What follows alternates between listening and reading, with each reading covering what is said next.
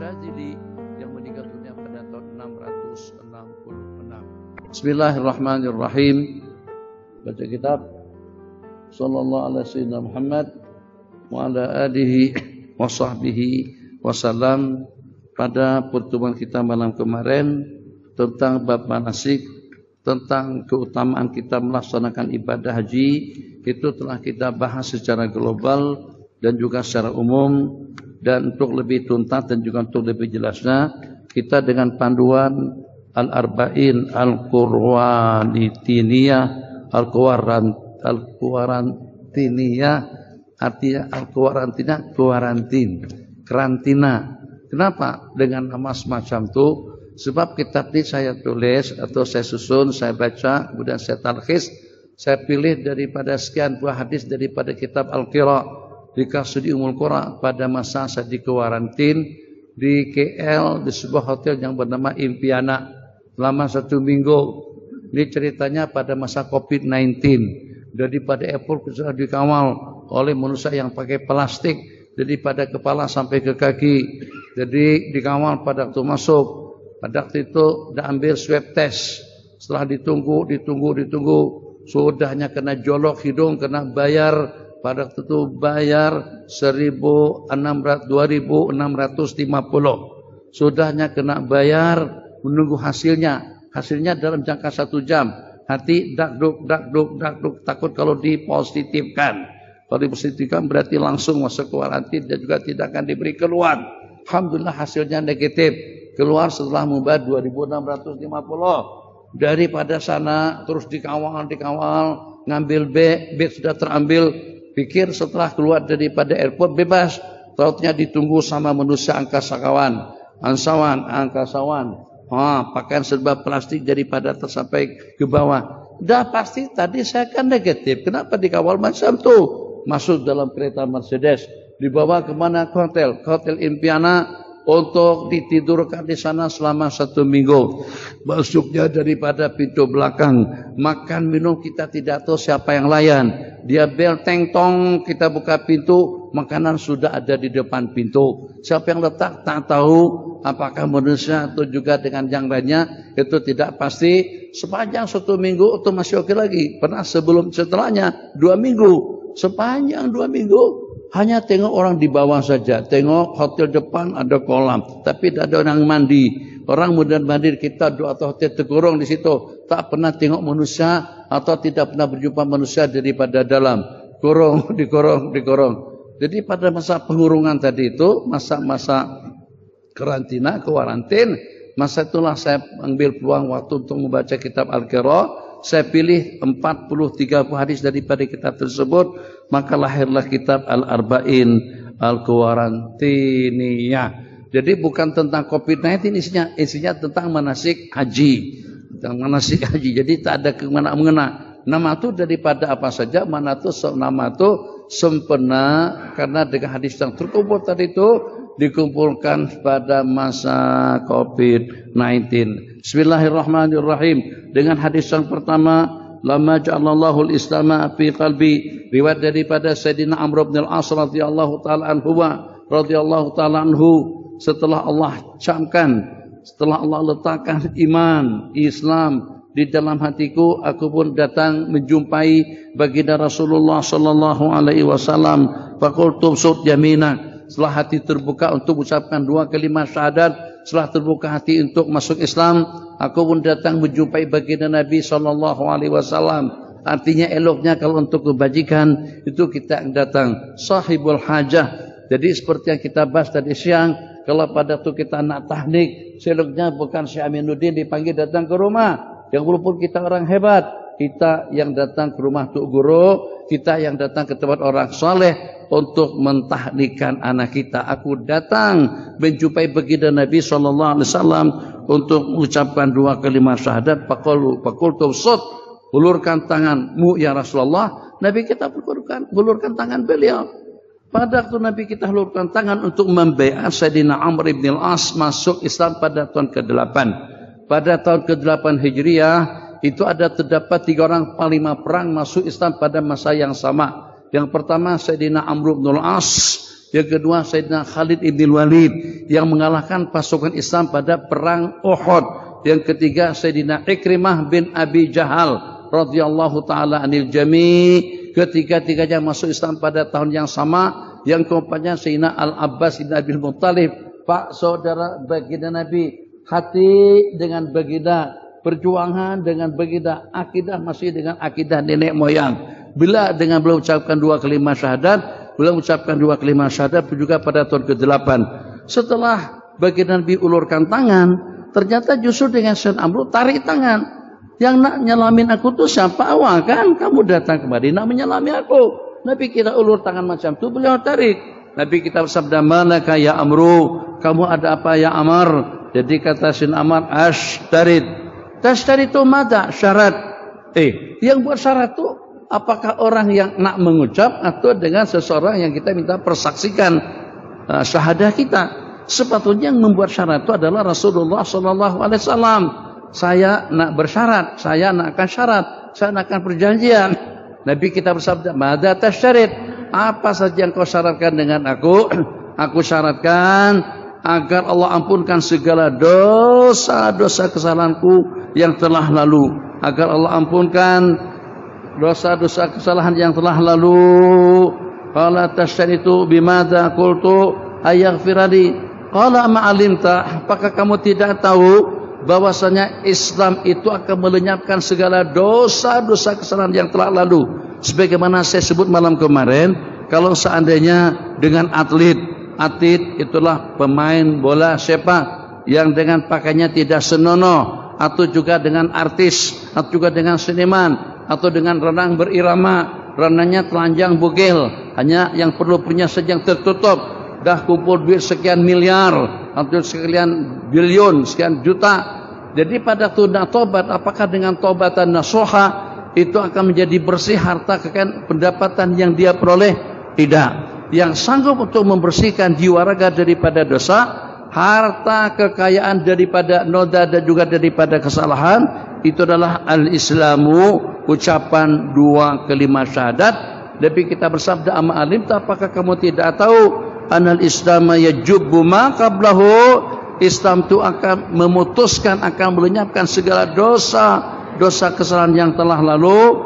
Kemudian yang kedua, wa anal hijrata, dan hijrah ke Madinah pun juga yahdimu, akan meruntuhkan maka qablaha, segala kesilapan, segala kesalahan, segala kemaksiatan yang berlaku sebelumnya.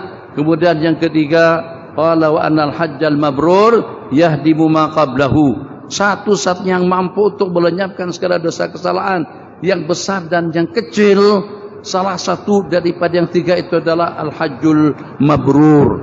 Haji yang mabrur, Nabi kita bersabda, laisa lahu jazaa'un illal jannah. Bismillahirrahmanirrahim. Hadis yang kedua riwayat daripada Sayyidina Abi Hurairah radhiyallahu ta'ala anhu qala, su'ila Rasulullah sallallahu alaihi wasallam tentang seafdal amalan. Nabi kita menjawab, al-imanu billahi wa rasulih, beriman kepada Allah dan Rasulnya. Qala qultu summa madza, kemudian apa saja? Qala jihadun fi sabilillah, berjuang di jalan Allah. Ulama mengatakan yang lebih afdal daripada berjuang di jalan Allah itu adalah talabul ilm. Kenapa? Talabul ilm wa nashruhu, menuntut ilmu dan juga menyebarkannya. Dia lebih afdal daripada jihad. Dia lebih afdal daripada haji, dia lebih afdal daripada bangun masjid, dia lebih afdal daripada kita menginfakkan harta dan juga dengan kekayaan kita. Kenapa? Sebab kalau dengan jihad, sasarannya itu adalah untuk kita mengamankan negara. Kita lawan British, kita lawan Belanda, yang walaupun hampir tidak kurang daripada 350 tahun itu dengan Belanda menjajah Indonesia, Islam tidak lenyap dalam jangka penjajahan yang begitu panjang. Jadi itu diantara daripada yang ucapkan oleh sebagian daripada pemimpin-pemimpin negara Indonesia, baik itu dengan Amerika yang mungkin integritas dalam hati untuk menyerang Indonesia, harus tahu diantara daripada perangai dan juga diantara daripada mentaliti masyarakat Indonesia yang walaupun dengan penjajahan, yang walaupun dengan melawan penjajah tidak lebih daripada dengan menggunakan buluh bambu berincong tapi selama 350 tahun mereka tidak pasrah dan juga mereka tidak angkat tangan, yang pada akhirnya kemenangan diraih dengan kemerdekaan pada tahun 1445. Lebih afdal daripada jihad. Kenapa dengan kita berjihad? Untuk membela negara, untuk kita membela masyarakat, untuk kita membela bangsa daripada penjajah. Itu merupakan seafdal ibadah. Kalaulah sasaran daripada jihad untuk menyelamatkan negara daripada penjajahan, sementara sasaran daripada ilmu menyebarkan ilmu untuk menyelamatkan akidah umat, untuk menyelamatkan kehidupan umat, untuk membawa umat kepada kebahagiaan yang abadi, agar umat selamat dunia dan akhirat. Jadi coba kita renung sejenak, apakah kira-kira pada waktu dengan kita berjuang fisabilillah, agama akan terselamatkan? Belum tentu. Yang pasti kita mampu untuk mengusir penjajah. Penjajah pergi, tapi budaya penjajah masih ada di masyarakat. Bisa seperti yang kita sebut tadi siang, makan tangan kiri, pakai celana pendek, makan berdiri, itu budaya yang ditinggalkan oleh mereka, tetap saja ada. Tapi ilmu yang mampu untuk membentras kejahatan, kemaksiatan, kesyirikan, kekufuran, ilmu akan membawa kita masuk ke dalam surga. Lanjut, yang ketiga, yang pertama, yang kedua. Yang pertama, ucapan 2 kalimat syahadat bagi orang-orang mu'alaf. Jadi jangan sampai dengan kita yang sudah Islam sejak pada beberapa tahun yang lalu, kita merasa lebih hebat daripada mu'alaf. Sepatutnya jangan kita sebut mu'alaf. Dia masuk Islam sejak 10 tahun yang lalu. Mu'alaf itu orang yang lemah imannya, yang walaupun orang itu sudah Islam sejak daripada nenek moyang, tapi kalau tak sembahyang, tidak puasa, lemah imannya, lemah keyakinannya, itu termasuk daripada kumpulan al-mu'allafati qulubuhum. Sementara dengan mereka yang mu'allaf, yang baru saja ucapkan 2 kalimat syahadat, tapi dengan keyakinan yang kental, dengan keyakinan yang kuat, Masya Allah, tabarakallah, rasanya tidak sepatutnya kita sebut mereka dalam kumpulan al-mu'allafin atau kumpulan al-mu'allafati qulubuhum. Yang pertama, orang yang masuk Islam. Yang kedua, hijrah ke Madinah, dan ini sudah tidak ada lagi. Hijrah kita sekarang hijrah daripada maksiat kepada ta'ah, hijrah daripada perkara-perkara haram kepada perkara-perkara kebajikan, hijrah daripada syirik, hijrah daripada dosa, hijrah daripada keungkaran kepada ridha Allah Subhanahu wa taala. Hadis berikutnya, bismillahirrahmanirrahim. Qala ayyul amali afdalu, apa saja amalan yang paling afdal? Nabi kita bersabda, al-imanu billahi wa rasulih. Qala qultu summa madza? Qala jihadun fi sabilillah. Qultu summa madza? Qala hajjun mabrur. Kalau punya duit, yang tak punya duit tak kisah. Tapi kalau duit sudah terkumpul, ada peluang, senang saja. Call siapa? Mungkin dengan perantaraan Perdana Menteri, mungkin juga dengan perantaraan tuanku, dengan perantaraan yang di Pertuan Agung, kita ada link ke sana, kita ada kabel ke sana. Gunakan, manfaatkan untuk kita terpilih dalam melaksanakan ibadah haji. Haji adalah merupakan kombinasi daripada 5 perkara yang telah kita sebutkan kemarin.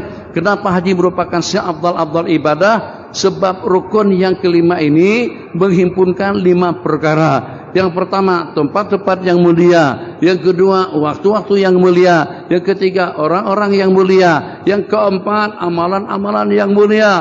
Afdalu ma qultu ana wan nabiyyuna min qabli. Sebaik-baik dan seafdal yang aku ucapkan, dan juga dengan para nabi-nabi yang terdahulu, la ilaha illallah wahdahu la syarikalah, lahul mulku wa lahul hamdu yuhyi wa yumiit wa huwa ala kulli syai'in qadir.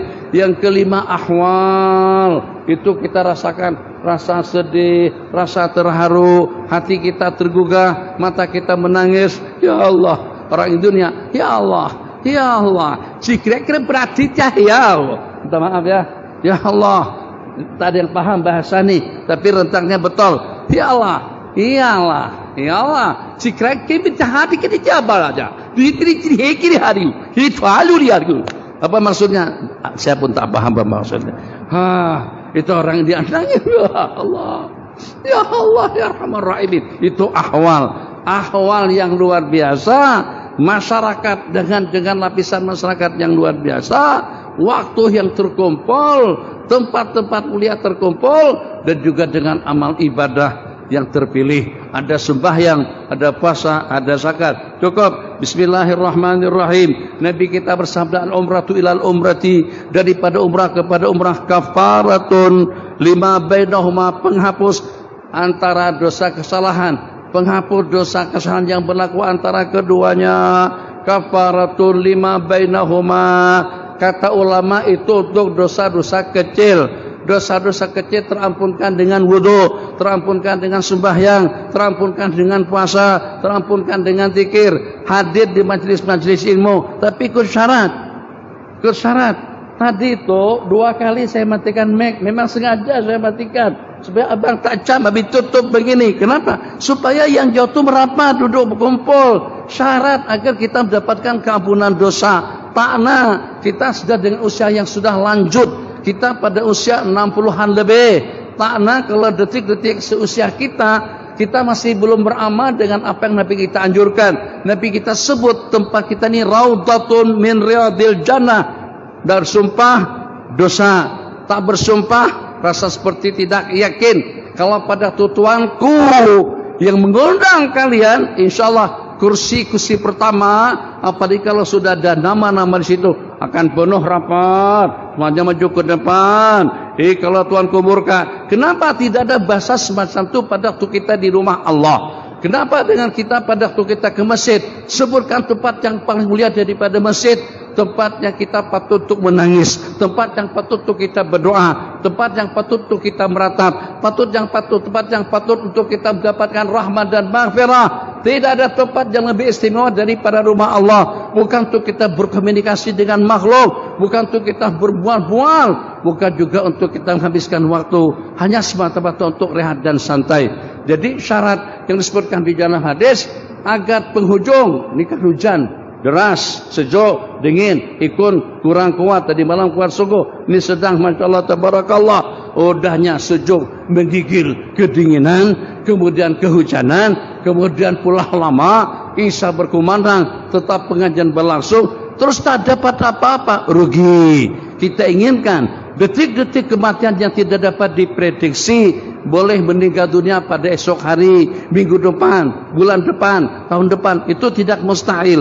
Maka ingin di penghujung umur, tiap majlis ilmu diadakan di masjid mana saja, tidak perlu dipanggil. Kita ikuti arahan daripada penghulu para nabi-nabi dan rasul. Kalau dengan yang di Pertuan Agung, sultan, raja, pemerintah, kerajaan, itu kita patuhi sepatuh-patuhnya, kita buat majlis seelok-eloknya. Maka pada waktu kita mengikuti acara, agenda, pengajian yang itu adalah merupakan pengajian tentang ilmu agama, maka ikuti arahan daripada penghulu para nabi-nabi dan rasul. Wa anna sultanan habibullah,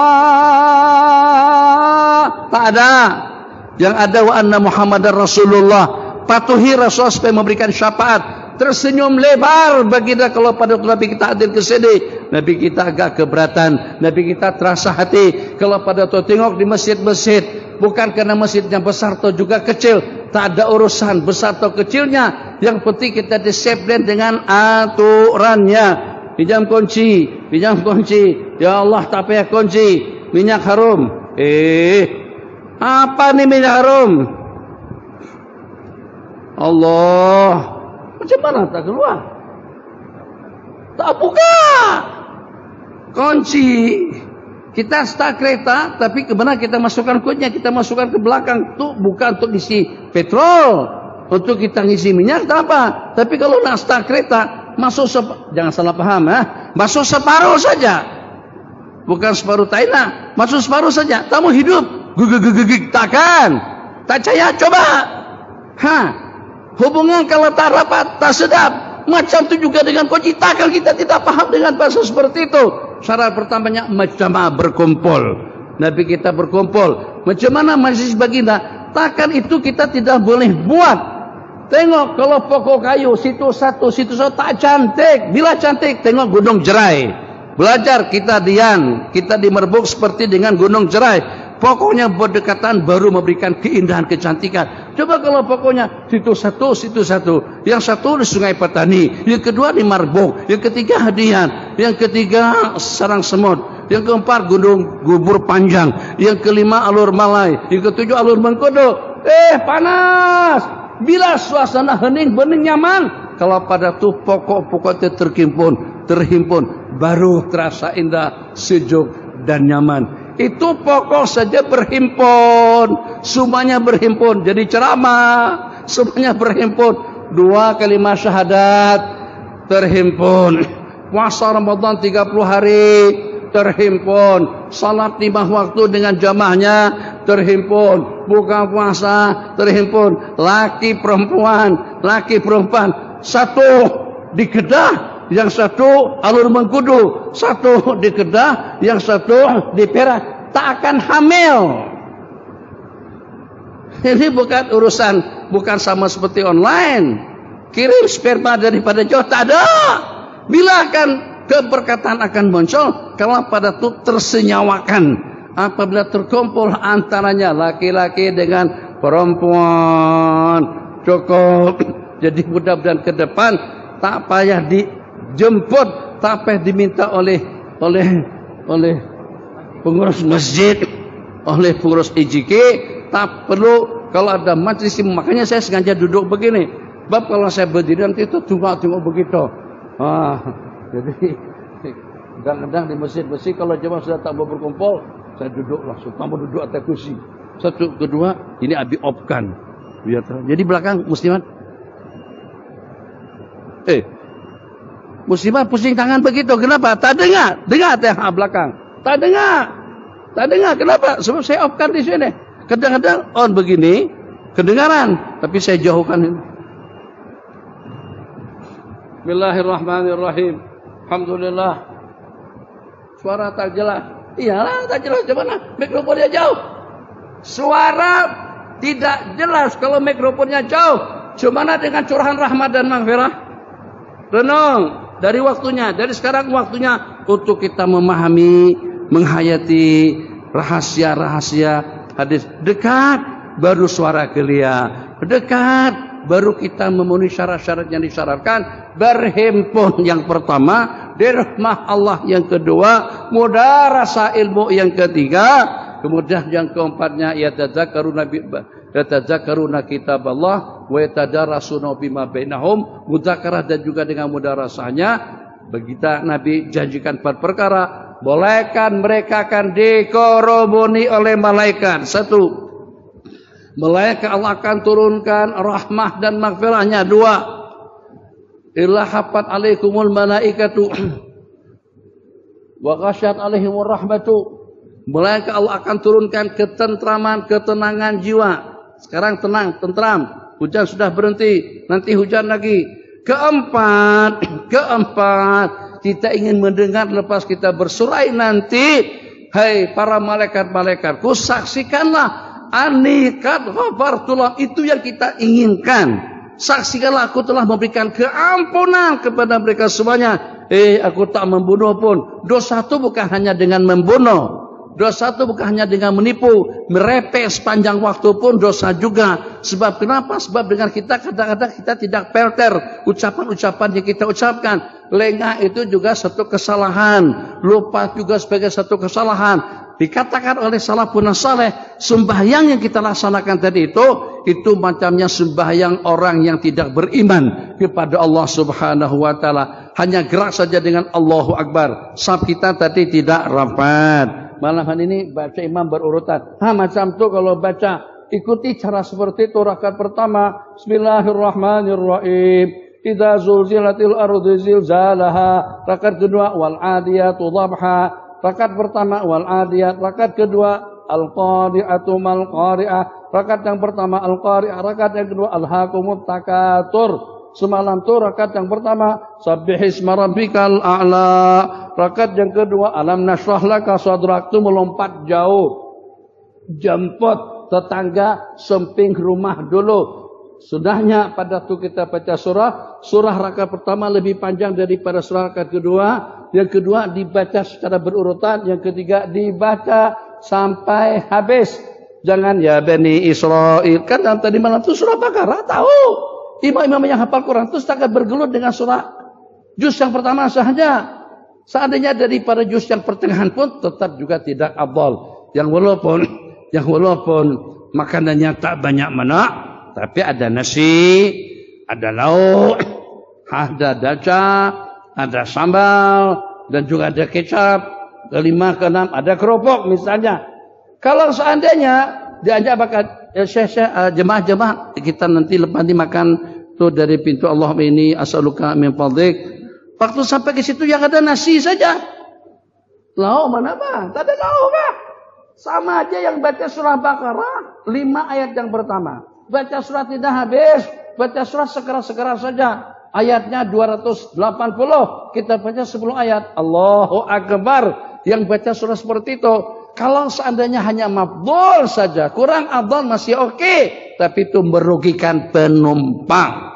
Merugikan makmum. Karena itu imam kena mengaji dulu. Imam kena belajar ilmu fikih. Paling tidak belajar ilmu al-imamah. Ilmu menjadi imam. Bismillahirrahmanirrahim. Daripada umrah kepada umrah. Ingin yang kita dengar nanti ucapan daripada firman daripada Allah, ya malaikati syahadu, wahai para malaikat-malaikatku saksikanlah anni qad ghafartu lahum.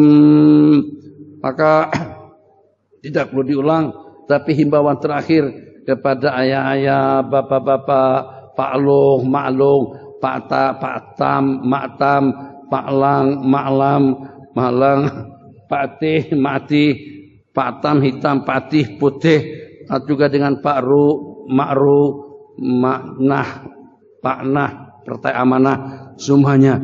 Kalau ada majelis ilmu, bagi kita salah satu daripada unsur yang membuat baginda boleh tersenyum. Bukan menyenangkan tuh guru, tidak. Bukan menyenangkan Syekh Amin Sirsan, tidak. Tapi kita nak membuat baginda senyum. Apa yang Nabi kita arahkan, kita patuhi. Kita betul-betul mengharapkan syafaat daripada beliau. Agar dengan kita ditonton masuk surga. Bighairi hisab wala sabiki adab. Daripada umrah ke umrah itu akan menghapuskan dosa kesalahan yang berlaku di antara keduanya. Haji mabrur itu tidak ada balasannya selain daripada surga. Datang 2 orang sahabat, yang pertama daripada kaum Ansar dan kedua daripada kaum Muhajir. Datang menjumpai baginda Nabi SAW. Perjumpaan tersebut disaksikan oleh Sayyidina Anas bin Malik radhiyallahu ta'ala anhu di Masjidil Khaif. Di Masjidil Khaif nak jemput, tapi nak tahu macam mana. Wala fi Masjidil Khaif fa ja'ahu rajulani. Tak disuruh tu. Tu tak disuruh. Apa? Tak tahu Ustaz. Tahmin apa? Dr. Ilyas. Seandainya Dr. Ilyas jaga duk belakang itu. Allah, udah berapa kali jemput, berkerumun.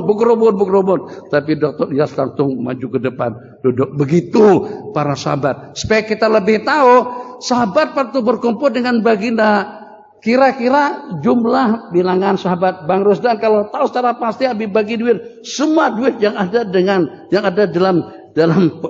pocket nih, dengan pocket-pocketnya, dengan ATM-nya. Di dalam ATM ada duit yang walaupun tak banyak mana, tapi adalah duit di dalam. Kalau tahu berapa jumlah bilangan sahabat, 10 juta, 100 juta, 100 juta. Ayo, berapa? Tak banyak mana? Dah, tak terjawab. Sikinya. Tapi sahabat yang sedikit pun berkerumun, berkumpul. Bagaimana kalau jumlah bilang mereka itu sampai berjuta-juta? Tak sampai 100.000 sahabat Nabi kita. Masa di Mekah dalam 40-an saja. Masa ke Madinah kalau terkumpul pada masa haji dalam 124.000 orang. Tapi diperumpamakan kalau terjatuh daun akan terjatuh ke kepala atau ke pundak mereka. Tak ada ruang, tak ada tempat kosong. Yang macam kita ini pun masih belum menempati lagi. Rapat, kemas, rapi. Itu baru disebut hilakul jannah. Baru disebut kebun-kebunan surga. Bismillahirrahmanirrahim. Jadi disaksikan oleh Sayyidina Anas bin Malik radhiyallahu ta'ala anhu, ahaduhuma al-ansar, yang kedua daripada kaum Muhajirun. Kedua-duanya masing-masing punya pertanyaan. Kedua-duanya masing-masing punya pertanyaan. Kedua-duanya masing-masing punya pertanyaan.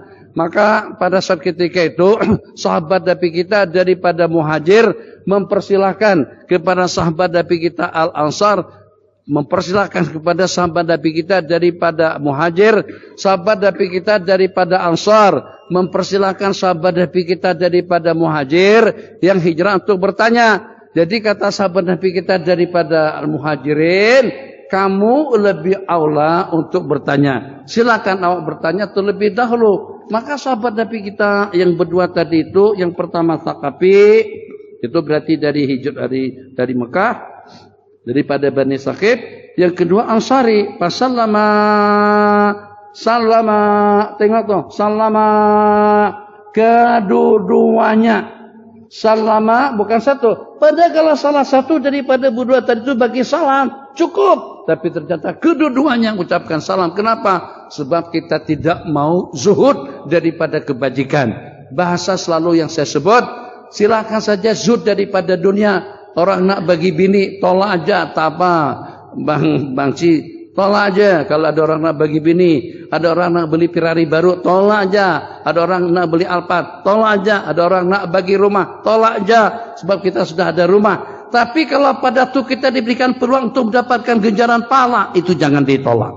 Bankrupt, semuanya kan bankrupt nanti pada hari kiamat. Krisis, bukan krisis kekayaan, tapi krisis pahala dan kebajikan. Semuanya akan bankrupt, akan krisis nanti pada hari kiamat. Semuanya kita harapkan pahala daripada salam, pahala daripada senyuman, pahala daripada salawat, pahala daripada kebajikan. Masya Allah, tabarakallah. Sudah putus harapan tidak akan selamat, ternyata ditonton oleh salawatnya dan membawanya masuk ke dalam surga. Masa kita salawatan baik di bulan Maulid, sallallahu ala Muhammad, ikut kumat kamitkan mulut kita dengan salawat. Nanti ada waktunya mulut sudah tidak boleh berucap. Jangan tunggu sakit, jangan tunggu tua, jangan tunggu sibuk, jangan tunggu miskin, jangan tunggu mati baru menyesal ingin mendapatkan peluang-peluang seperti itu. Kalau sudah meninggal dunia, ya Allah, kekayaan, kalau seumpama dunia dan isinya sekalipun itu dijadikan pampasan agar diberikan peluang kembali untuk bertasbih, dia tidak rugi. Dia merasa beruntung sangat kalau mendapatkan peluang kembali untuk bertasbih dengan subhanallah, bertakbir dengan Allahu Akbar, bertahmid dengan alhamdulillah, yang walaupun dengan pampasan yang harus dibayar dengan dunia dan isi-isinya. Sekarang apa susahnya dengan kita? Subhanallah. Jangan tidak memanfaatkan waktu. Oke lagi, tenggorokan kita ini masih oke lagi. Subhanallah, subhanallah. Akhir-akhir nih, ini apa namanya nih? Bola. Sebut dengan bahasa Indonesia sebut apa? Polkerah. Sebut polkerah. Ini sekarang agak sempit.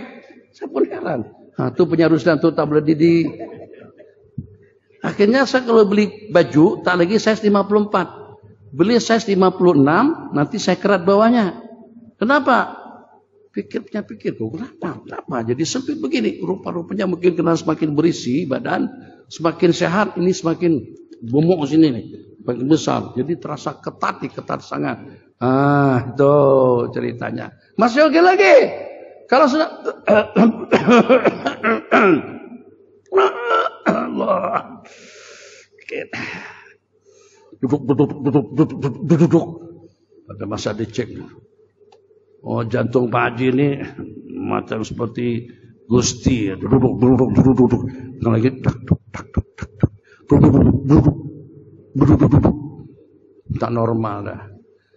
Zikir cakap sakit. Cakap tenggorokan sakit. Jangan tunggu pada masa itu baru kita nak berzikir. Kesehatan, masa kita masih sehat, masa kita masih kaya raya, masa kita masih lapang, masa kita masih muda, masa kita masih hidup. Itu yang Nabi kita sebutkan, ightanim khamsan qabla khamsin. Oke.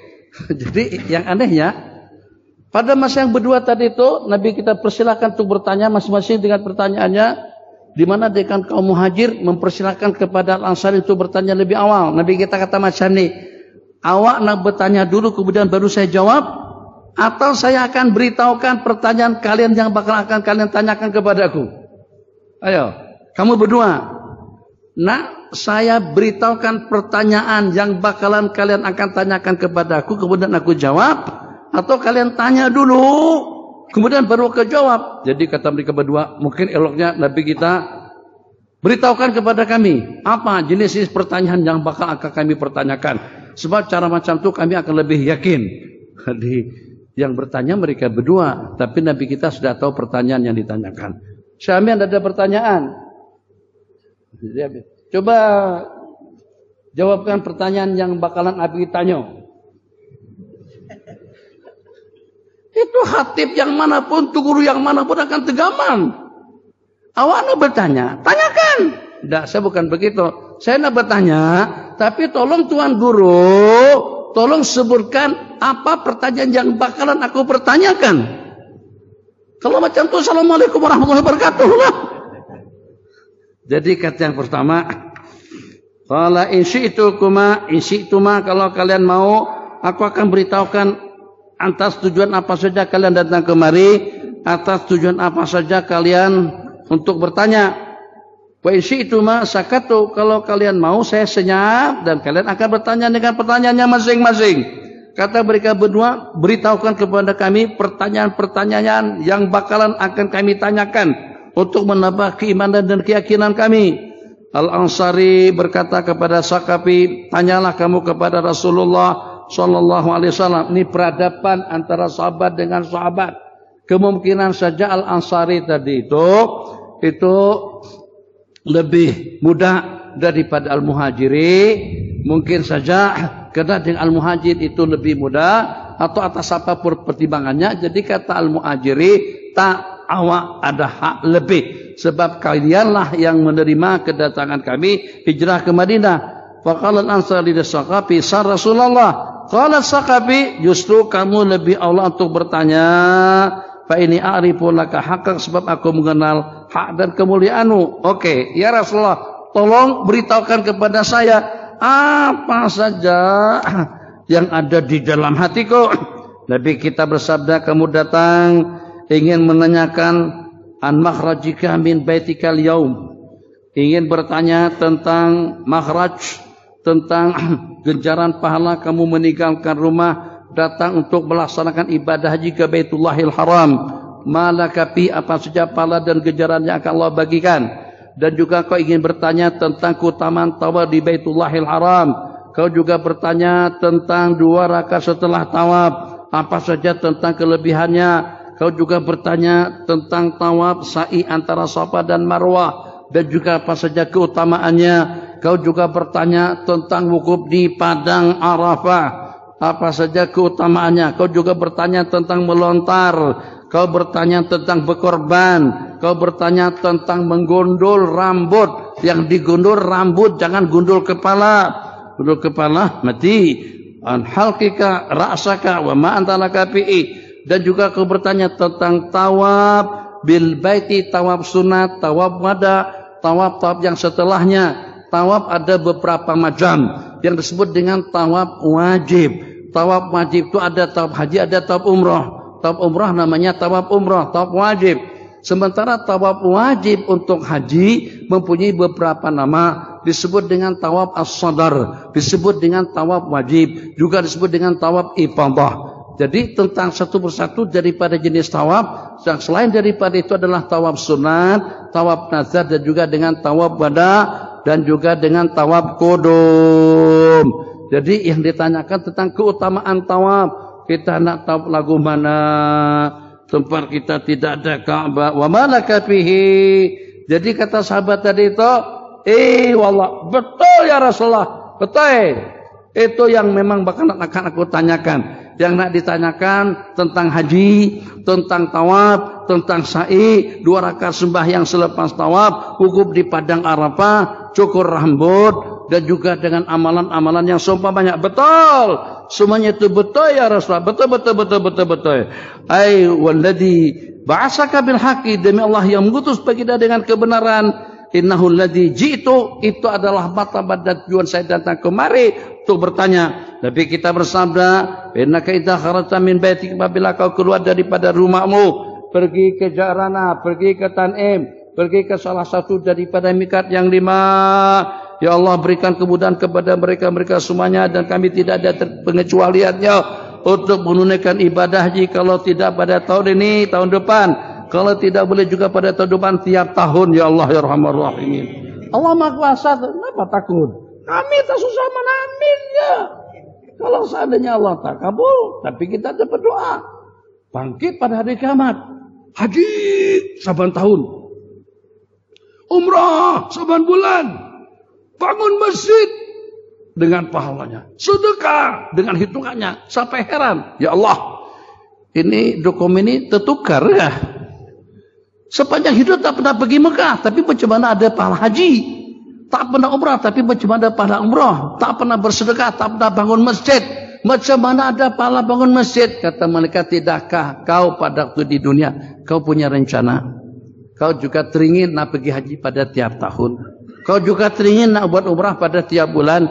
Kau juga teringin nak bangun masjid sendirian. Susah bangun masjid kalau kumpulkan dana daripada orang ramai. Kalau semuanya Ustaz Firdaus tak apa.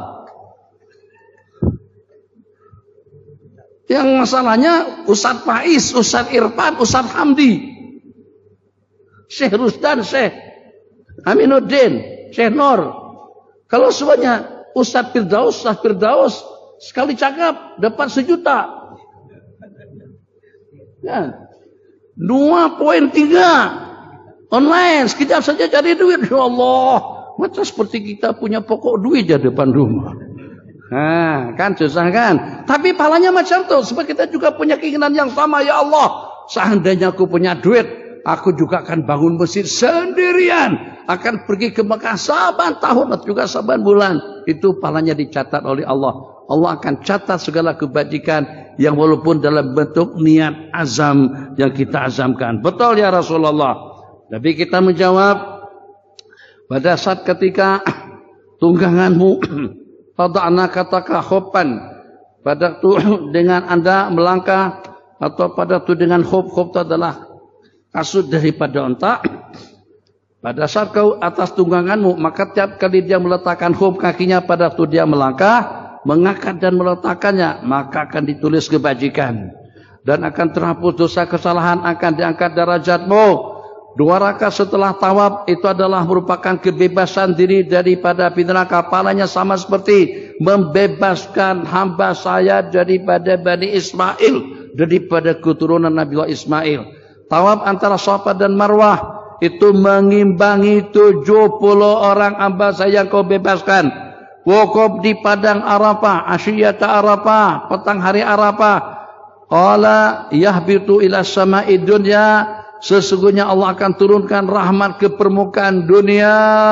Fayubai, Allah akan memperbanggakan kalian kepada para malaikat-malaikatnya. Kita ingin salah satu daripada kumpulan yang diperbanggakan Allah kepada para malaikat-malaikatnya. Yaqul haula'i ibadi, ini adalah hamba-hambaku, datang dalam keadaan berambut kusut, dengan badan yang berdebu, berdatangan daripada segenap penjuru, mengharapkan rahmat dan keampunanmu. Walau kana dzunubahum, kalau seandainya dosa-dosa kesalahan mereka sejumlah bilangan pasir, sejumlah bilangan pasir, au qadadil qatar, sejumlah bilangan air hujan, tetesan air hujan, atau sejumlah bilangan buih di laut, ghafartuha, niscayalah aku akan mengampunkannya. Afidu, bersurailah, pergilah para hamba-hambaku dalam keadaan terampunkan dosa kesalahannya, dan juga waliman syafa'atu lahum. Makanya nanti ada hadis, kalau pada waktu kita berjumpa orang yang balik daripada Mekah, kalau dia tak nak peluk kita pun kita peluk. Mau tak mau, karena kita tidak peluk orang itu ya takkan narik peluk. Akan terampunkan dosa orang yang pergi melaksanakan ibadah haji, dan juga kepada orang yang didoakannya. Ada riwayat dengan orang yang memeluknya. Jadi yang walaupun kita tidak pergi ke Mekah, kenapa? Sebab dada dia, muka dia, anggotanya, tubuhnya, pandangannya, semuanya menatap ke arah tempat yang paling mulia. Matanya tengok Ka'bah. Kalau dengan kita terhalang dengan Gunung Jerai. Yang walaupun kita ngadap kiblat, tapi ada kiblat. Penghalang pertama tembok masjid, penghalang kedua pokok-pokok, penghalang ketiga Gunung Jerai. Jadi itu sampai ke sana tuh jauh. Tapi pada waktu mereka pergi ke Mekah, Ka'bah itu berada depan kita. Karena itu kita ingin peluk, kita ingin bersentuhan. laki-laki sama laki-laki, perempuan sama perempuan bersentuhan dengan badan seseorang yang daripada waktu kepada waktu menghadap ila baitillahil haram. Qala bismillahirrahmanirrahim. Afidu wa amaram yukal jimaru. Sementara pahala kau melontar al-jamarat yang 3, Allah ampunkan tiap batu kerikil yang kita balingkan satu dosa besar al-mujibat yang mewajibkan api neraka. Allah akan ampunkan. Berarti kalau kita mengambil nafas sani sejumlah tidak kurang daripada 70 dosa besar. Satu persatu daripada dosa besar tadi itu sudah mampu untuk mencampakkan dirinya ke dalam api neraka. 70 dosa besar terampunkan dengan melontar bismillah. Jadi jangan lontar pagi. Lontar pagi tidak dapat apa-apa. Satu, melontarnya tidak sah. Yang kedua, rugi duit. Yang ketiga, jauh daripada haji yang mabrur.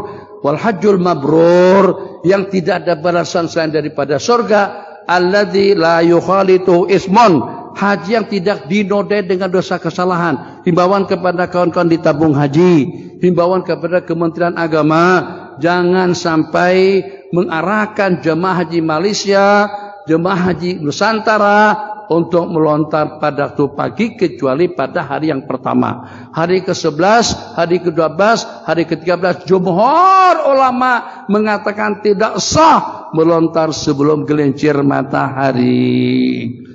Azan. Hah? Kalau 9 dah. Azan lalu. Kenapa tak beritahu? Bismillahirrahmanirrahim.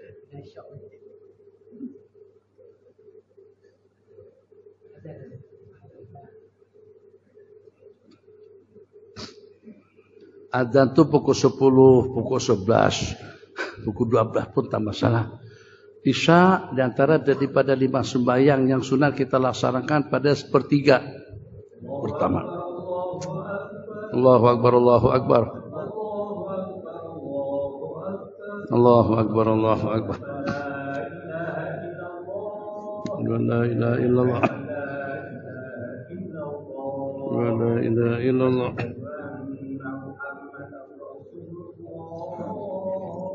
Asyhadu anna Muhammadar Rasulullah. Asyhadu anna Muhammadar Rasulullah. La haula wala quwwata illa billah. La haula wala quwwata illa billah.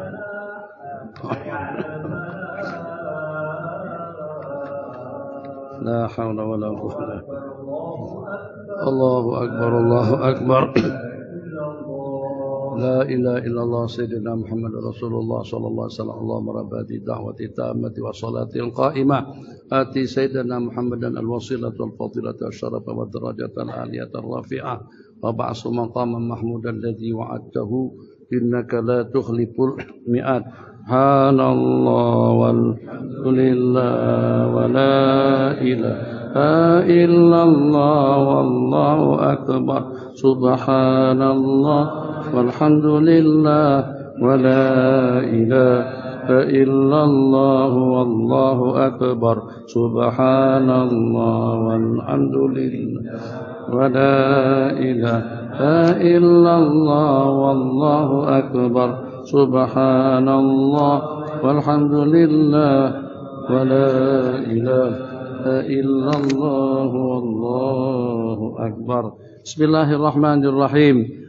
Wa amma nahruka famadkhurun laka indallah. Sementara pahala kita berkorban itu akan disimpankan balasannya oleh Allah. Sementara begondol, gondrong, rambut panjang, kalau dengan kita sayang sungguh kepada rambut yang kita gondrongkan, kepada rambut yang kita panjangkan. Yang pertama kerinting, yang kedua tebal, yang ketiga hitam, yang keempat cantik, yang kelima, yang pertama, yang nomor 1 pada masa di pertandingan kelas dunia pun juga cukup. Tidak ada rambut yang lebih kerinting atau yang lebih indah, yang bergelombang. Tidak ada rambut yang paling istimewa, yang paling mahal, yang paling cantik, yang paling harum daripada rambut Sayyidina Rasulullah sallallahu alaihi wasallam. Itu pun Nabi kita gundul, Nabi kita cukur rambut beliau semuanya pada masa ihram haji dan umrah. Nabi kita hanya mencukur rambut pada masa ibadah nusuk, ya imam haji imam umrah. Selebihnya tidak ada. Nabi kita tidak bercukur pada tiap hari Rabu, Nabi kita tidak bergunting pada tiap hari Jumat, Nabi kita tidak bergunting rambut pada tiap tahun, tidak. Nabi kita hanya gunting rambut beliau pada waktu ihram, pada waktu daripada ihram haji atau juga daripada ihram umrah. Rambut Nabi kita panjang. Tapi jangan panjangnya saja, pakai juga dengan sorbannya. Rambut panjang tapi tak pakai sorban, rambut panjang tapi jadi sirkuitnya kutuk. Rambut panjang tapi banyak lumur, itu lebih elok digundul. Allah marhamin muhalliqin. Kalau Nabi kita doakan seperti itu, jangan sampai dengar kita tidak upayakan untuk kita bergundul. Doa baginda mustajab, ya Allah ampunkan, Allahumma arham, berikan rahmat kepada orang-orang yang bergondol. Jangan sampai dengan kita tidak kebahagiaan dengan rahmat yang Nabi kita mohonkan. Maka pada tiap rambut yang kau cukur, kebajikan. Ini buktinya kita elok tebalkan rambut banyak-banyak. Mana yang lebih abdal? Orang yang botak atau orang yang rambutnya lebat?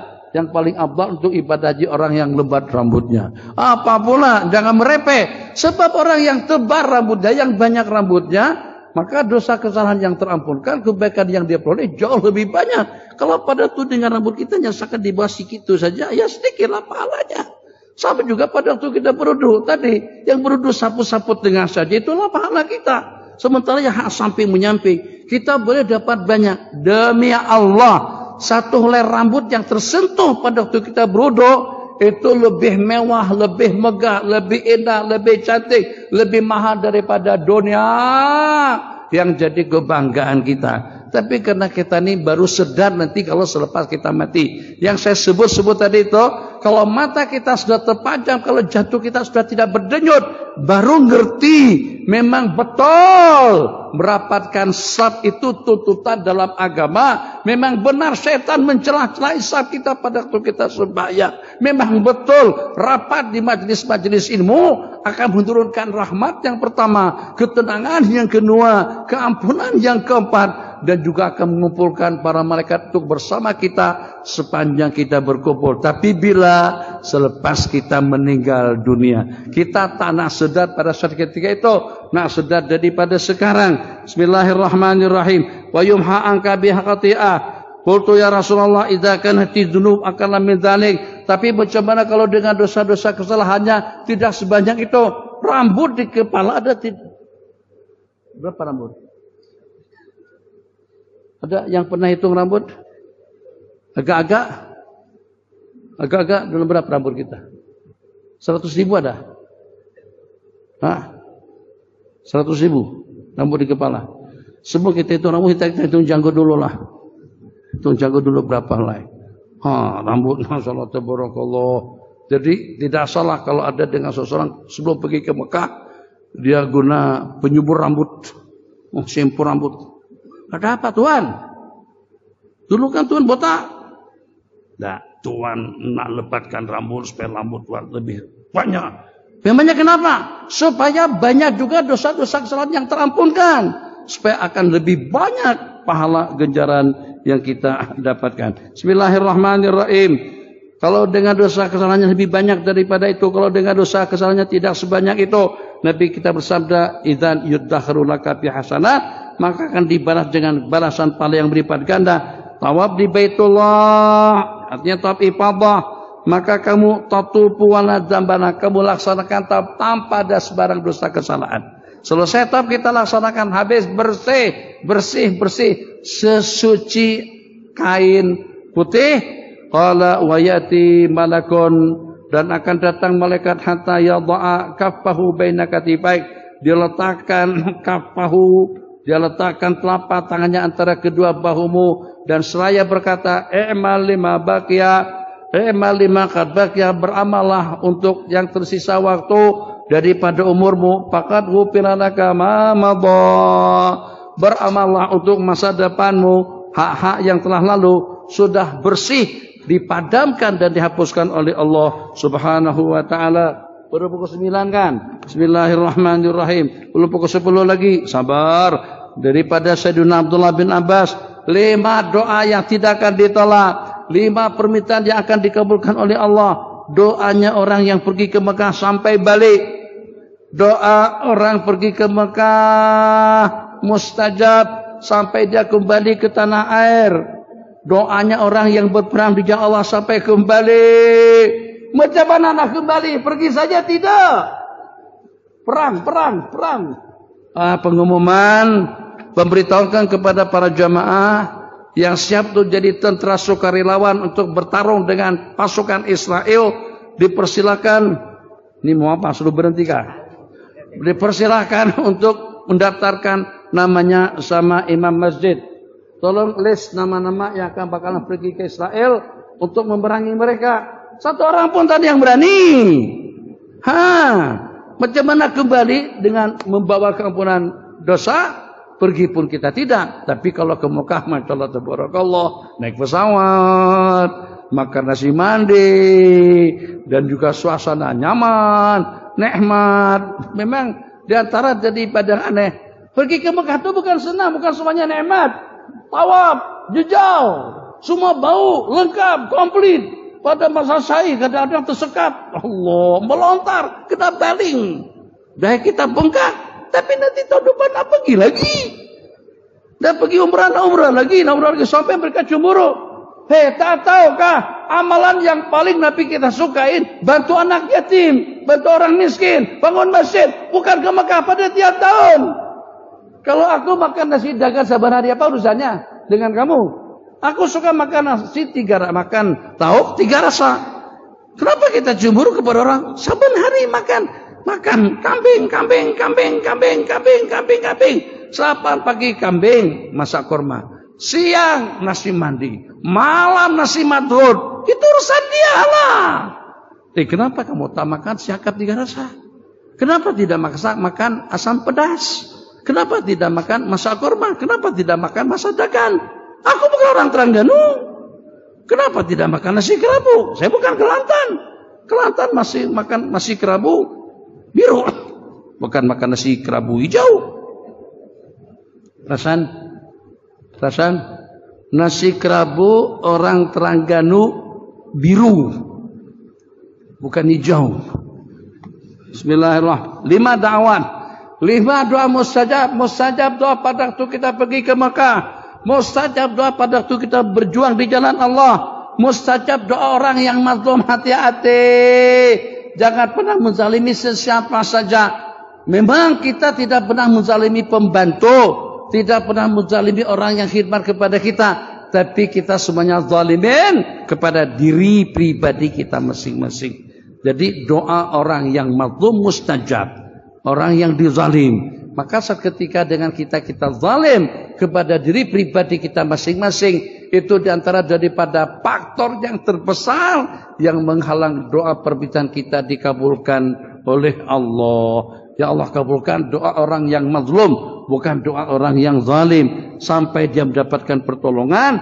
Doa orang sakit sampai sembuh. Jadi kalau nak berkunjung ke tempat orang sakit, minta didoakan, bukan ngongsi makan satenya.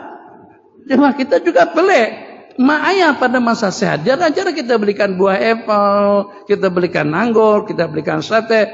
Bahkan jarang-jarang kita tawarkan, mak nak makan apa?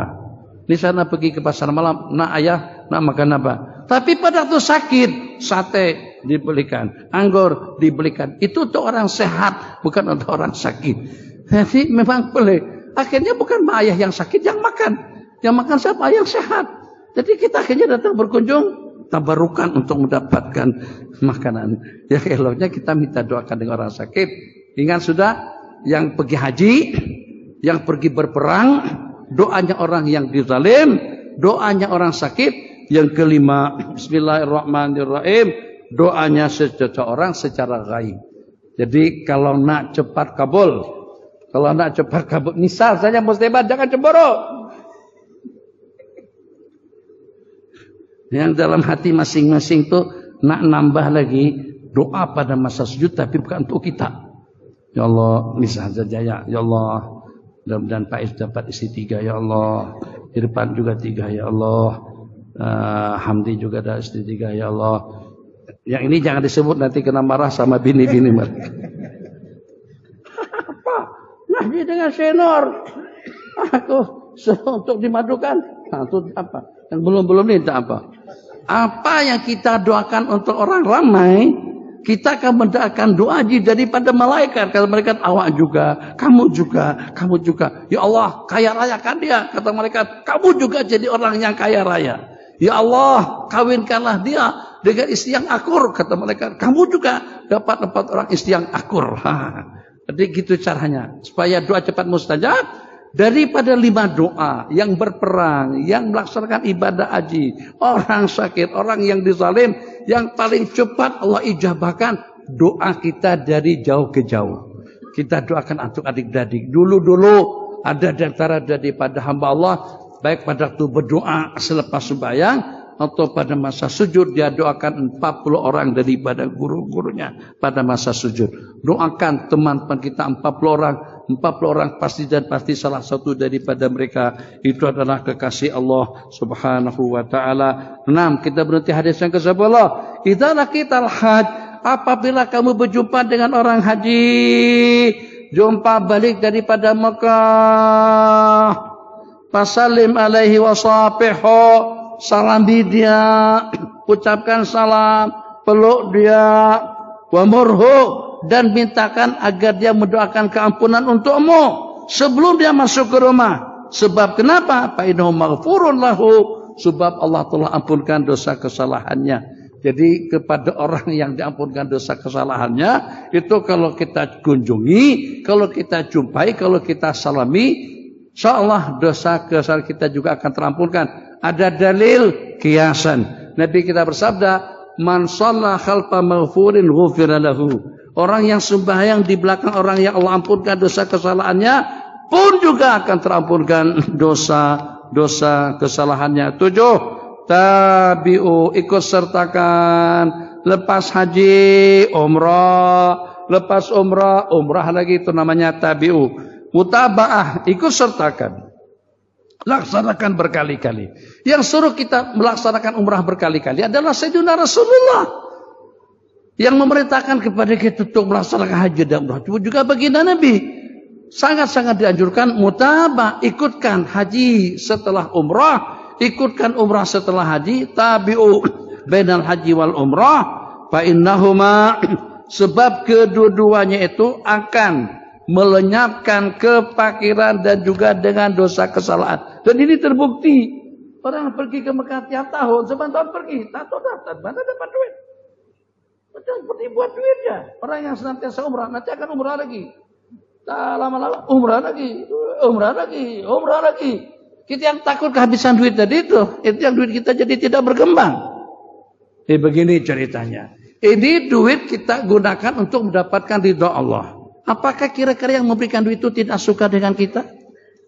Apakah yang memberikan rezeki itu tidak berkenan dengan kita? Saat ketika kau datang ke sana, berarti duit yang kau gunakan semakin banyak yang mendapatkan manfaat.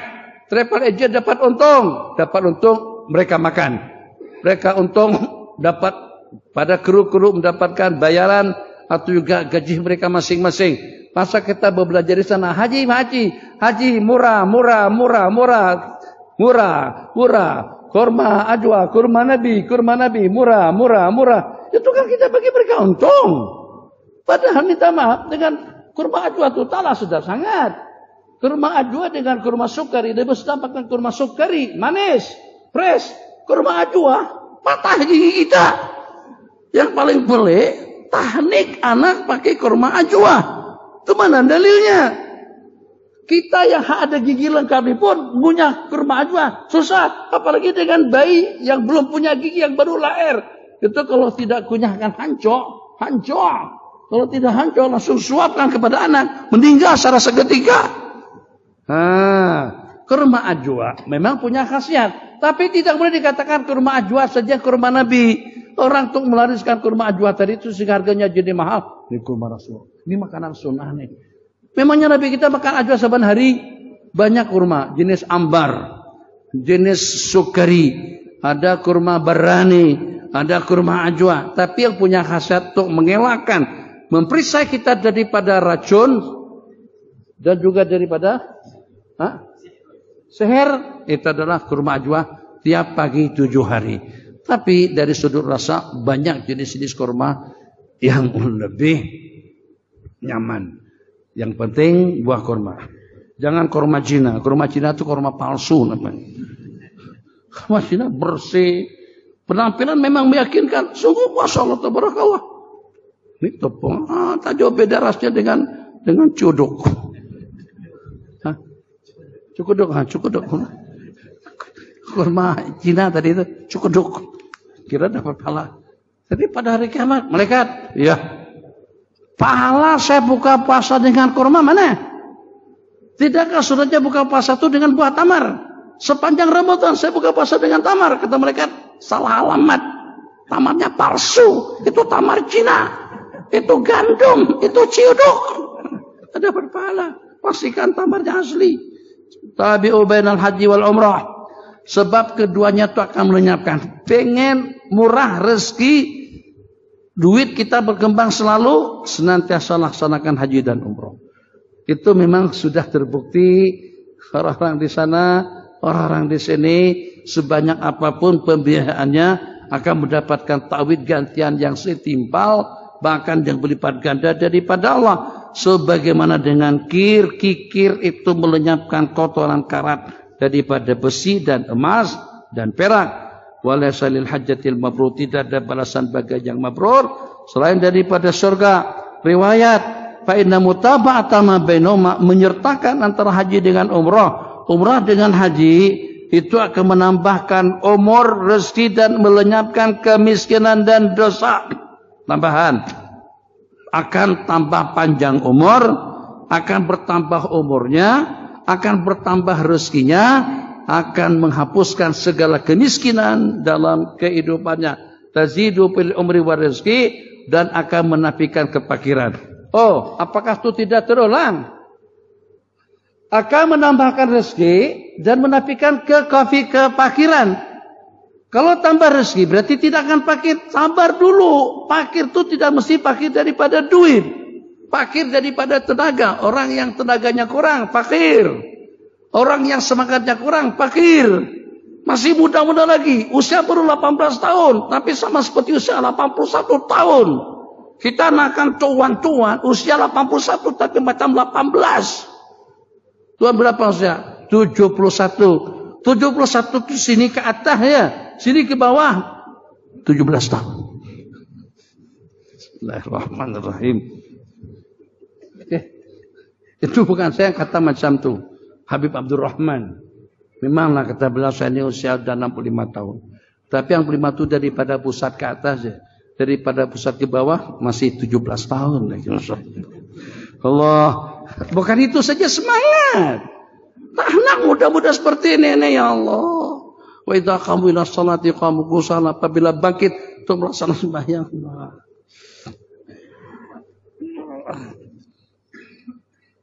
Jalan pun. Tak apa kalau 81. Kalian baru 18 tahun. Cergas, semangat. Umur lanjut tak ada masalah. Umur tua tak ada masalah. Tapi kita cergas dan semangat. Kita tunjukkan. Ada satu rokok di Indonesia namanya rokok gudang garam. Tahu gudang garam yang merah tuh? Katanya tunjukkan merahmu. Tunjukkan merahmu. Tunjukkan semangatmu. Tunjukkan keperkasaanmu dalam melaksanakan ibadah kepada Allah. Orang munafik saja yang tidak cergas apabila bangkit untuk melaksanakan sembahyang, bangkit dalam keadaan lemas dan lesu. Bismillahirrahmanirrahim. Man mata fi hadzal wajhi, barang siapa mati pada masa melaksanakan atau pada waktu akan melaksanakan ibadah haji dan umrah, lam yu'rab walam yuhasab, tidak akan disangsiasat, tidak akan dihisab. Qila khulil jannah, dipersilakan masuk surga secara mubasyaratan. Hadis ini memang banyak ambil daripada Al-Qira. Kalau dari Bukhari tak terjumpa hadis-hadis yang begini bunyinya, yang pahalanya gede seperti ini. Orang yang mati pada masa pergi haji itu akan masuk surga bighairi hisab. Hadis Imam riwayat Ad-Daraqutni, Abdul Farad Ibnul Jauzi di dalam Mushilul Gharam, 2 jilid besar. Jadi yang disebutkan di situ tentang keutamaan orang yang meninggal dunia pada masa perjalanan haji. Besar pahalanya, tapi menjadikan adik-beradik sanak dan saudara. Kenapa? Karena kita semuanya menaruh harapan.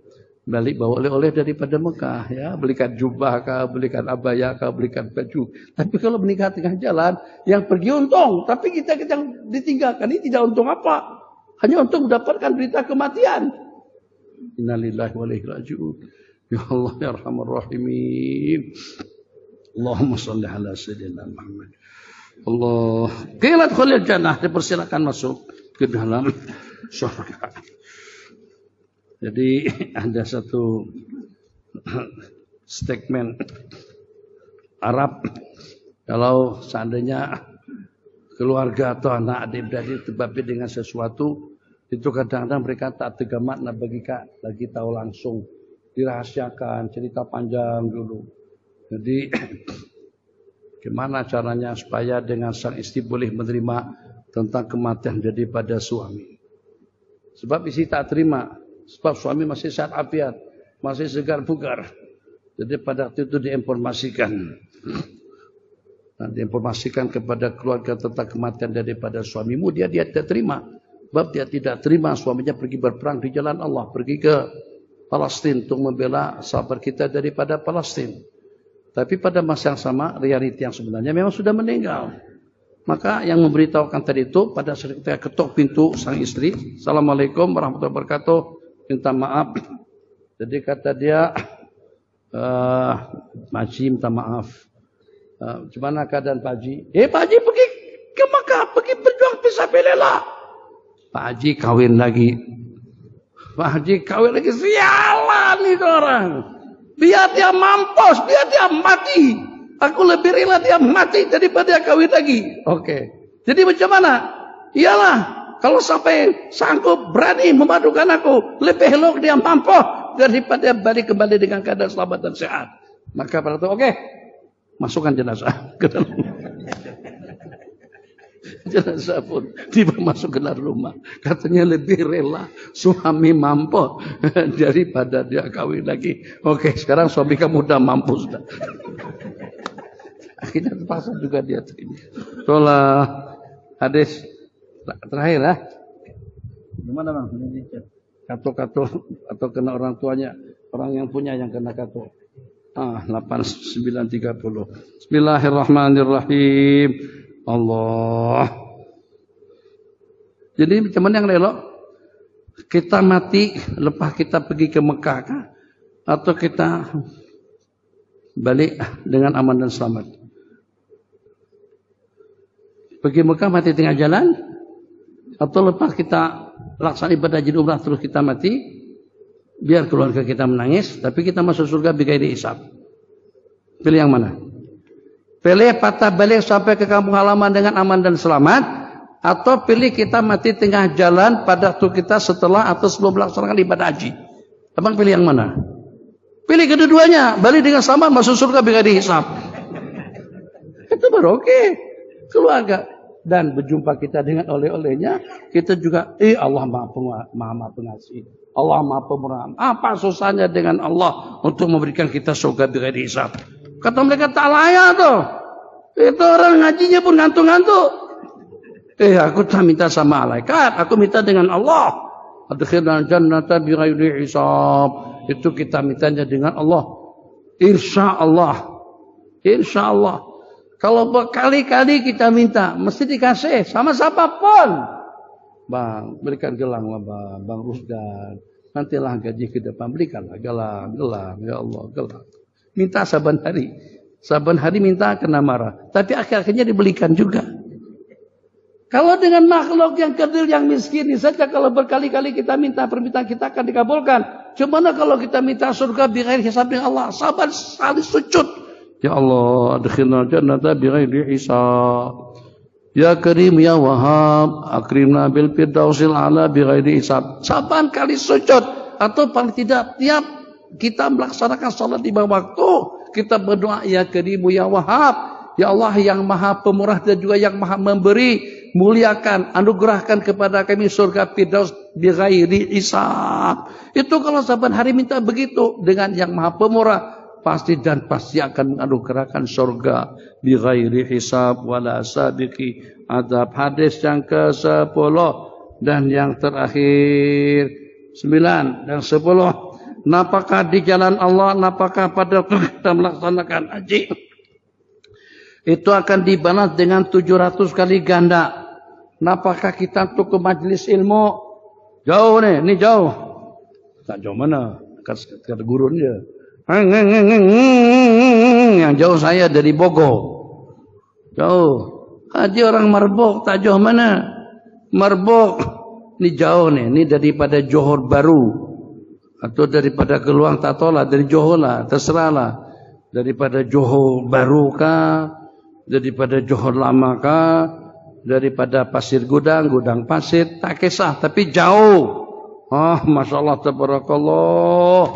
Jadi pembiayaan kita dalam majlis zikir, jarak tempuh yang memakan waktu tidak kurang daripada dalam 5-6 jam. Itu kalau untuk ilmu, maka pembiayaan yang kita keluarkan, itu balasannya 700 kali ganda. Terakhir, ayuhanas, sesungguhnya Allah Subhanahu wa taala telah mewajibkan ibadah haji kepada kalian, maka laksanakanlah perintah itu. Sahabat Nabi kita ini begitu mendengar sebenarnya tidak mau tahu, tapi kalau Nabi kita jawab akan buat kita jadi susah. Sekalipun belum lagi. Kata sahabat itu, apakah diwajibkan pada tiap tahun ya Rasulullah? Kalau Nabi kata-kata iya, gimana kita? Yang di Mekah pun sampai sekarang ramai orang Mekah yang belum pernah melaksanakan ibadah haji. Itu untuk kita ketahui. Ramai. Kita pikir orang Mekah itu haji saban tahun. Ke masjid pun kadang-kadang hari Jumat saja. Kecuali kalau yang kaki masjid. Di Mekah tak jauh beda keadaannya dengan di kita. Yang namanya sibuk dunia juga mereka dengan kesibukannya. Yang namanya kaki dunia mereka juga dengan kesibukannya. Masing-masing. Jadi kita tidak heran kalau sampai ada di antara daripada penduduk Mekah atau orang yang tinggal di Arab Saudi tapi belum pernah melaksanakan ibadah haji. Sahabat tadi itu aneh, bin ajaib, semangat sungguh. Apakah diwajibkan pada tiap tahun, puasa tiap tahun, zakat tiap tahun, sembahyang tiap waktu? Apakah haji juga seperti itu? Nabi kita bersabda, "Walau qultu na'am la wajabat." Wala mastata'tum. Seandainya saya katakan iya, niscaya akan diwajibkan dan kalian tidak akan mampu untuk melaksanakannya. Lau qultu na'am, kalau saya katakan iya, wajib saban tahun. Allah. Tahun pertama jual rumah, tahun kedua jual kebun, tahun ketiga habis perabot rumah, tahun keempat bankrupt, inna lillahi wa inna ilaihi raji'un. Syukur dah. Jadi yang sekali jangan tidak kita laksanakan. Jangan meninggal dunia dulu. Jangan keburu meninggal dunia, melainkan kita sudah pernah menatap tempat yang paling istimewa di atas permukaan bumi Allah. China sudah, Jepun sudah, Korea sudah, negara-negara maju pun juga sudah. Tapi jangan sampai Mekah Madinah tidak termasuk daripada 2 tempat yang kita kunjungi untuk ibadah umrah, haji dan umrah dan juga dengan ziarah.